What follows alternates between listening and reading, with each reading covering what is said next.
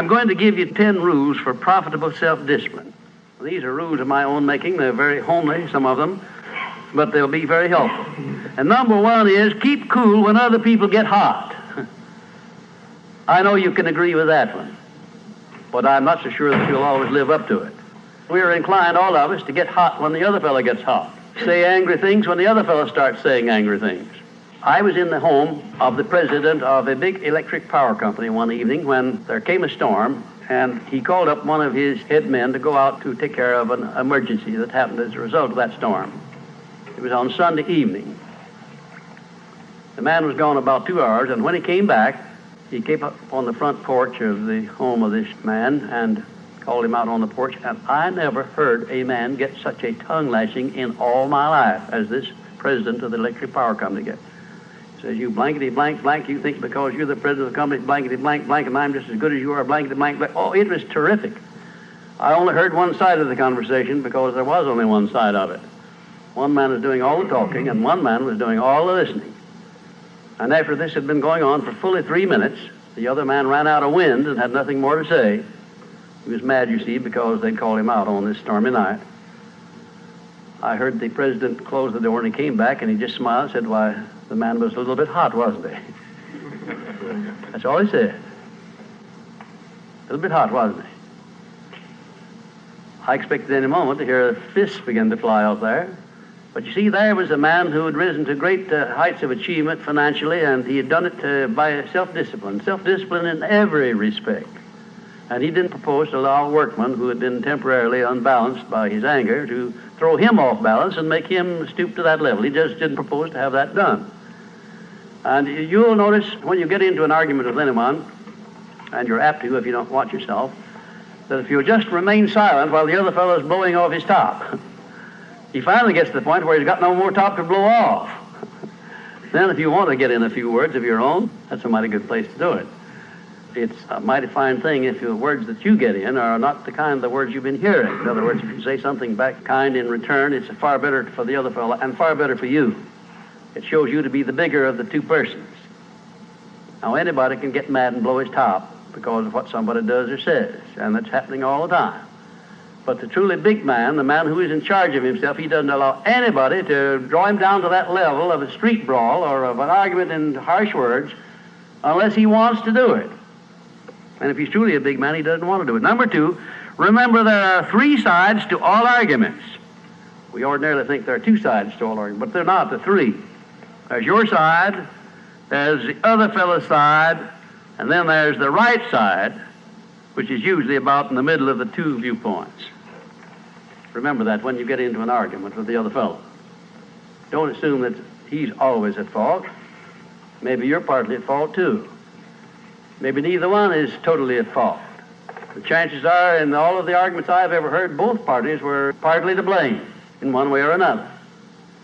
I have never yet heard an argument where one party entirely was to blame, although I suspect there are such arguments at times. Number 3, never give directives to a subordinate when you're angry. If the matter is urgent, then cool off quickly.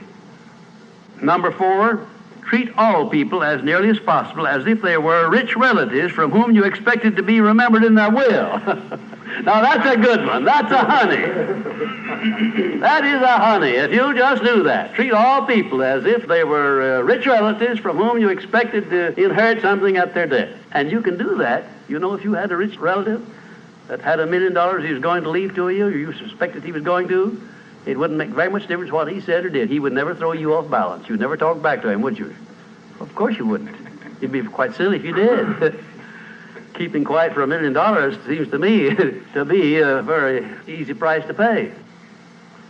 Number 5, look for the seed of an equivalent benefit in every unpleasant circumstance with which you meet, no matter what the unpleasant circumstance is. Make it a point to discipline yourself so that you look for that seed of an equivalent benefit, and you start looking in connection with the circumstance. Don't wait a week or two till you've all worked yourself up about it.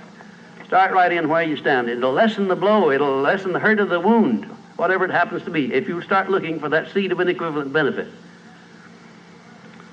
And number 6, learn the almost forgotten art of asking questions and then listening to the answers instead of getting the other fellow told off.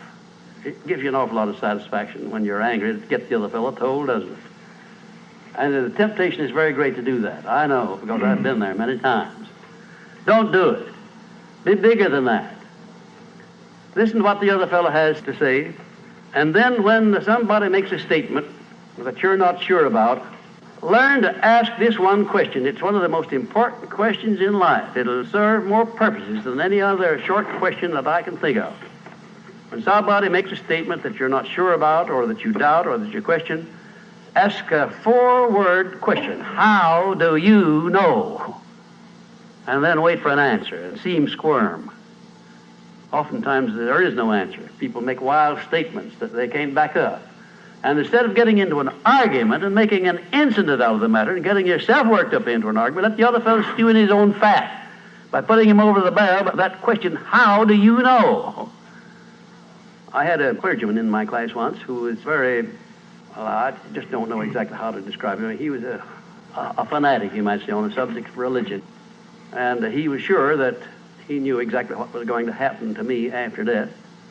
He said so in no uncertain terms, not in the class, but in a private conversation. And he raved and ranted for quite a little while about it. And when he got through, I said, how do you know, parson? And that really put him over the barrel. He said, that's the way I feel about it. That's my faith. I said, well, now, having belief and faith is one thing, but having evidence is something else again. How do you know what's going to happen to me after I die? I don't know, and I doubt that you do. How do you know? Well, he never did give me a satisfactory answer. There are a lot of questions that come up in life in connection with which, if you'll ask that one thing, how do you know, you'll find that the other fellow will be off balance, and you don't need to make an incident out of what he says. You don't need to get mad at what he says.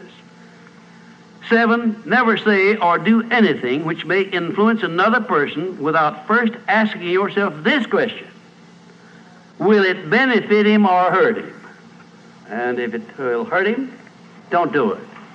Don't say anything or do anything that would hurt another person under any circumstances, no matter how much he may deserve it. Exercise self-discipline. Don't do that, because if you hurt another man, you're going to hurt yourself 10 times as much at least, because that hurt will come back on you. I don't care who you are nor what circumstances you're working under or living under. If you hurt another person, you will be hurt 10 times as much. And if the hurt doesn't come immediately, the rate of interest on that is compound interest on compound interest, and it'll be 100 times as great if you wait long enough. Because everything that you do to or for another person, you do to or for yourself. There is no escape from that. That's just as much a law as the law of gravitation, which everyone understands. You know that if you stepped over the top of this building, no matter what your mind was or what your belief happened to be, if you stepped over the top of this building and violated the law of gravitation, that you'd hit the ground and you'd die in a very few seconds. And this law, which brings you back that which you send out, is just as inevitable, just as inexorable as the law of gravitation or any other of nature's laws. Number 8, learn the difference between friendly analysis and unfriendly criticism. Then decide which you wish to live by in your relations with others. Now, friendly analysis is one thing and is welcomed by most sensible people. I don't object to friendly analysis of anything that I do, even though it's very unfavorable. If it's friendly analysis, I like it, because I can improve by it.